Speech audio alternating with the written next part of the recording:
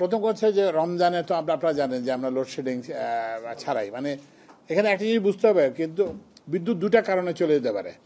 একটা কারণ হচ্ছে যে আপনার বিদ্যুতের উৎপাদন নাই, এটা যদি যে জন্য যদি আপনার বিদ্যুতের লাইনটা বন্ধ করে তাহলে সেটাকে বলে লোডশেডিং। আরেকটা জিনিস হতে পারে যে আপনার একটা ফিউজ চলে গেল, একটা ট্রান্সফর্মার চলে গেল, একটা কিছু ঝড়ে একটা লাইন হয়ে গেল, এটা কিন্তু লোডশেডিং না, এটা হচ্ছে যে পাওয়ার ইন্টারাপশন। তো আমরা রমজানে আপনারা দেখছেন যে আমরা চেষ্টা করছি যে কোনো যাতে লোডশেডিং না হয়। এরপরেও কোথাও কোথাও বিদ্যুৎ ছিল না, সেটা কিন্তু ওইসব কারণে, যেরকম এটা তো বিদ্যুতের একটা 24/7 সিস্টেম, 24/7 সিস্টেম, এটা তো কোনো বিরতি নাই কোনো। তো এটা যে কোনো মুহূর্তে যে কোনো কিছু একটা খারাপ হতে পারে। তো ওই জন্য আমরা চেষ্টা করব, কিন্তু এটা অনেক অনেক ফ্যাক্টরের উপর নির্ভর করে, যে তাপমাত্রা কেমন হবে এটার উপরে। তাপমাত্রা বাড়লে বাড়ে।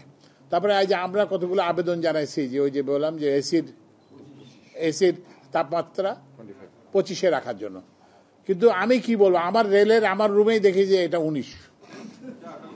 আমি যে রুমে ঢুকছি দেখলাম কি এত ঠান্ডা লাগছে কেন।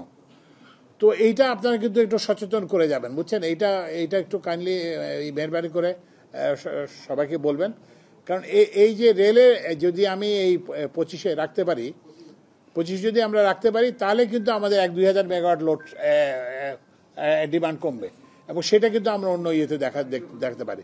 কিন্তু আমরা ওই জন্য চেষ্টা করব, যদি হয় এটা এমন হবে না যে খালি গ্রামে লোডশেডিং হবে, তাতে প্রথম লোডশেডিং হবে, তারপরে অন্য জায়গায় লোডশেডিং হবে।